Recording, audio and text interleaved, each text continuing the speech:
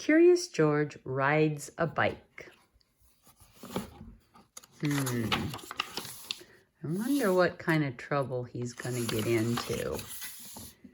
This is George. He lived with his friend, the man with the yellow hat. He was a good little monkey and always very curious. This morning, George was curious the moment he woke up because he knew it was a special day. At breakfast, George's friend said, "Today we're going to celebrate because just 3 years ago this day, I brought you home with me from the jungle. So tonight I'll take you to the animal show. But first I have a surprise for you." He took George out to the yard where a big box was standing. George was very curious. Out of the box came a bicycle. George was delighted. That's what he had always wanted. He knew how to ride a bicycle, but he had never had one of his own. "I must go now," said the man, "but I'll be back in time for the show. Be careful with your new bike and keep close to the house while I'm gone." George could ride very well. He could even do all sorts of tricks. Monkeys are good at that. For instance, he could ride this way with both hands off the handlebars, and he could ride this way like a cowboy on a wild bronco, and he could also ride backwards.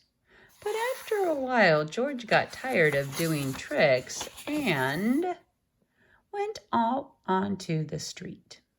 Uh-oh, George. The newsboy was just passing by with his bag full of papers. "It's a fine bike you have there," he said to George. "How would you like to help me deliver the papers?"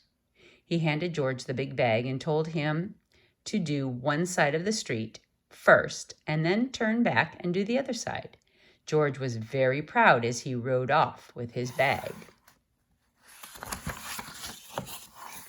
He started to deliver the papers on one side of the street, as he had been told. And when he came to the last house, he saw a river. There it is, way up there. George was curious. He wanted to know what the river was like, so instead of turning back to deliver the rest of the papers, he just went on. Oh, George. There was a lot to see at the river. A man was fishing from the bridge. A duck family was paddling downstream, and 2 boys were playing with their boats.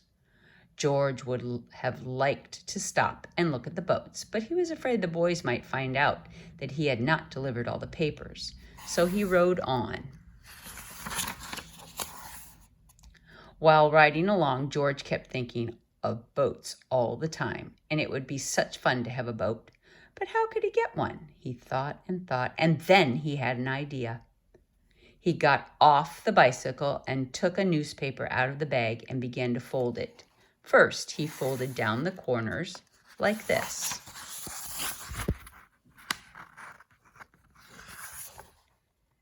Then he folded both edges up, brought the ends together, and flattened it sideways. Then he turned it one corner up and then the other corner one, and again brought the ends together and flattened it sideways. Then gently he pulled the ends open, and there was his boat. Now the moment had come to launch the boat. Would it float? It did. So George decided to make some more boats, and finally he'd used up all the papers and had made so many boats that he could not count them all, a whole fleet.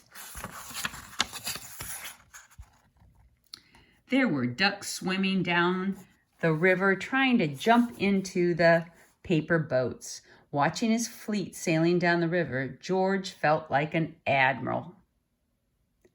But watching his fleet, he forgot to watch where he was going. Oh, look what happened. Suddenly, there was a terrible jolt, and the bicycle had hit a rock, and George flew off the seat head first. Luckily, George was not hurt, but the front wheel of the bicycle was all out of shape, and the tire was blown. George tried to ride the bicycle, but of course it wouldn't go. He started carrying it, but soon it got way too heavy, and George did not know what to do. His new bicycle was spoiled. The newspapers were gone. He wished he had listened to his friend and kept close to the house. And now he just stood there and cried. Suddenly, his face brightened. Why, he'd forgotten that he could ride on one wheel. He tried it, and it worked. He hardly started out again when he saw something coming towards him. He'd never seen this before. Rolling toward him came an enormous tractor with huge trailers behind it. Looking out of the trailers were all sorts of animals. To George, it looked like a zoo on wheels. The tractor stopped, and two men jumped out. "Well, well," said one of the men. "A little monkey who can ride a bike bronco fashion. We can use you in our animal show tonight. I'm the director of the show, and this is Bob. He can straighten your wheel and fix that flat in no time. And then we'll take you along to the place where the show is going to be." So the three of them got into the cab and drove off. "Maybe you could play a fanfare while you ride your bike in the show," the director said. "I have a bugle for you right here, and later on you'll get a green coat and cap like Bob's." On the show grounds, everybody was getting busy, ready for the show. "I must do some work now," said the director. "Meanwhile, you may have a look around. Get acquainted with all the animals, but you must not feed them, especially the ostrich, because he will eat anything and he might get very sick." George was curious. Would the ostrich really eat anything? He wouldn't eat a bugle, would he? George went a little closer to the cage, and before he knew it, the ostrich had snatched the bugle and tried to swallow it. But a bugle is hard to swallow, even for an ostrich, and it got stuck in his throat. Funny sounds came out of the bugle as the ostrich was struggling with it, all blue in the face. George was frightened. Fortunately, the men heard the noise, and they came rushing to the cage and got the bugle out of the ostrich's throat just in time. The director was very angry with George. "We cannot use little monkeys who do not do as they're told," he said. "Of course you cannot take part in the show now. We will have to send you home." George had to sit on the bench all by himself, and nobody even looked at him. He was terribly sorry for what he'd done, but now it was too late. He had spoiled everything. Meanwhile, the ostrich, always hungry, had got hold of a string dangling near his cage, and this happened to be the string which held the door to the cage of the baby bear.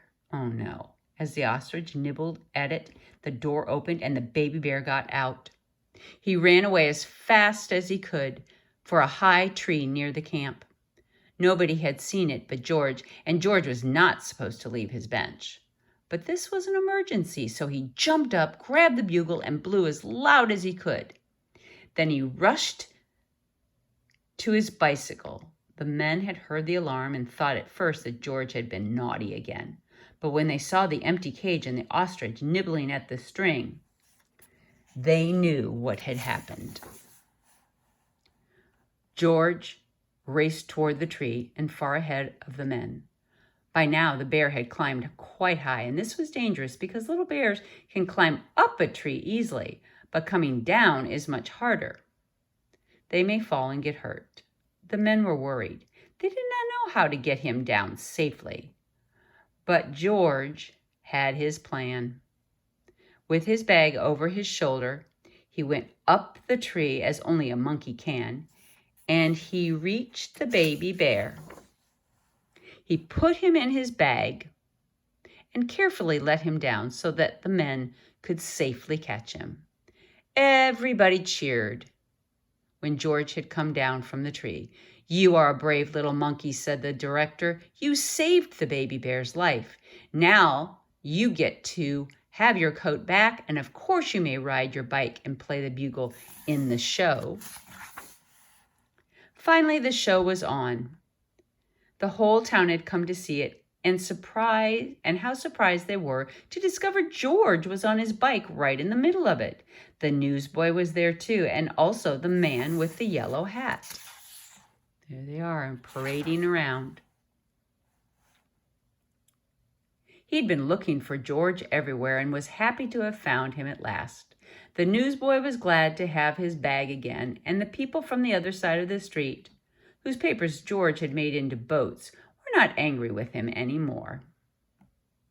"George," says the man with the yellow hat. When the time had come for George to say goodbye, the director let him keep the coat and the cap and the bugle, and then George and his friend got in the car and went home.